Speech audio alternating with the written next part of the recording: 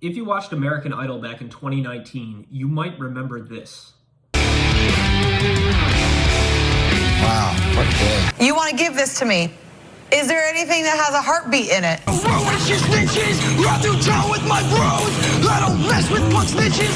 It's gonna be a yes for me.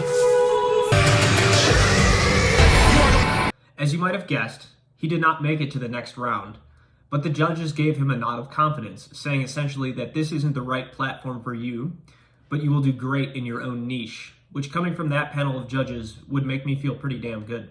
I mean, he did get a yes vote from Katy Perry. That's a pretty big deal. But before all that, I was in a band with this guy.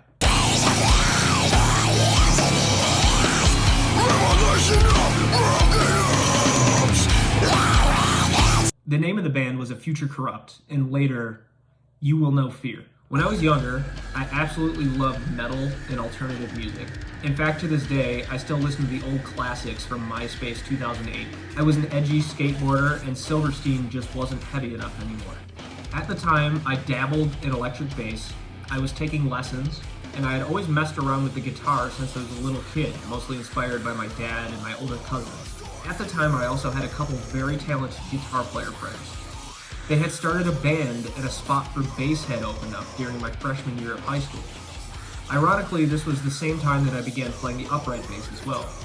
I began my orchestral and death metal career at the same time. At first we sucked, like bad. I remember playing my first show at a local venue that was also a skate park for like 15 people in the crowd. I'm not sure cringe is a strong enough word. As far as I know, no recording of this exists, and by God, I will destroy anyone that I come across. But we got better very quickly. Over the course of a year or so, we swapped several members, rehearsed constantly, and wrote a ton of music. Eventually we settled on a final lineup that included this dude, and that's when things started to get really serious. This was really the first time in my life that I took music seriously. I had always viewed it as a fun thing to do, but never something to be disciplined at. But that really changed at this point.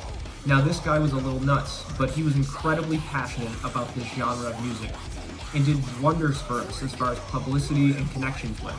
And all of a sudden, we started getting booked on some really big shows, like selling out venues, which is a huge jump from the high school talent show. I remember the fact that we were so young was causing some issues in the scene. I feel like high school bands weren't really a thing where I was from. Almost every other band we played with were guys in their 20s and 30s, and we were all like 15, 16. A lot of people didn't take us seriously. I remember being accused of bad etiquette because I would leave shows after our set. It wasn't that I didn't want to watch the other bands, it was that it was 10 o'clock and I still had to go home and do my algebra homework. We were so young that some of the venues we were playing at wouldn't allow us in the door. I had to have one of my bandmates' parents lie and say that they were my dad so that I could be let into the bar to play. But we kept on going, kept on writing music, and gained a bunch of traction in the local scene. We even recorded a professional studio EP. We were playing shows all over New York and got to open up for some of the biggest acts in the genre at the time.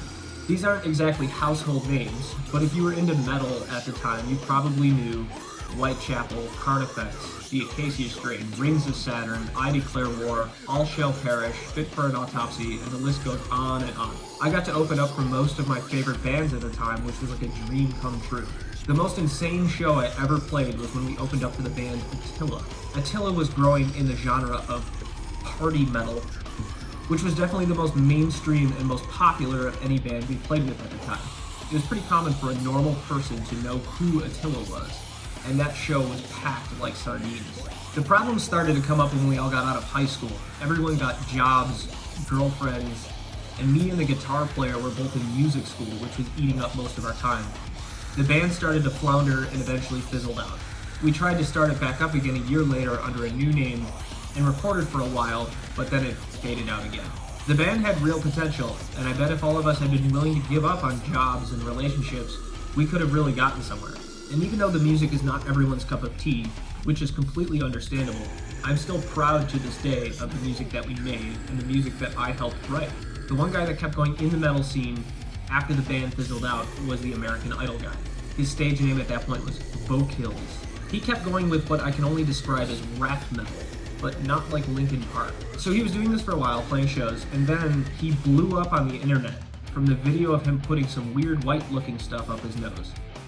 I'm sure you can figure out what I'm talking about. This video went viral and ended up on TV on tosh.o, if you remember that show. Hope I can get him out of his Guitar Center contract. He's been up working on new plays for 6 days straight. And people loved it. This video got memed like crazy. People made tons of funny videos about this, and this one was my absolute favorite. How it feels to chew 5 gum.